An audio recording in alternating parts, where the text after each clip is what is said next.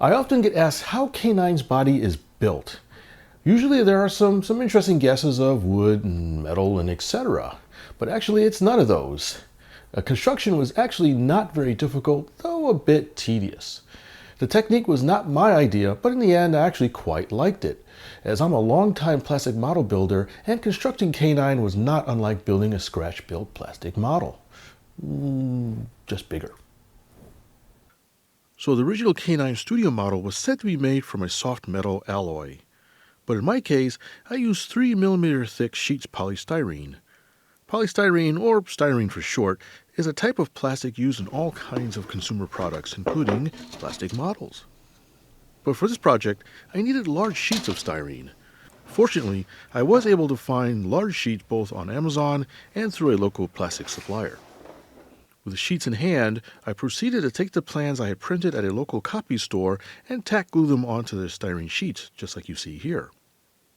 After that, it was just a matter of cutting out all the parts by following the lines on the plans. Cutting through 3mm thick styrene is not easy. Fortunately, you don't have to cut all the way through it. In fact, you don't even have to cut it in a normal sense. You use a scribing tool to make about a half a dozen or so shallow cuts, and then you snap out the pieces. Gluing all the pieces together is another important step. Actually, the pieces are not glued so much as welded together. The glue I used is a fast-setting solvent cement, very similar to methyl ethyl ketone, and it basically works by melting a thin layer of the plastic which forms a strong chemical bond that dries quickly. This type of glue has the viscosity of water and applied with either a brush or, in my case, a syringe-like needle. Once all the pieces are glued together, I just painted with spray paint from the local home improvement store. So in a sense, K-9 is one big plastic model that moves and talks and takes pictures.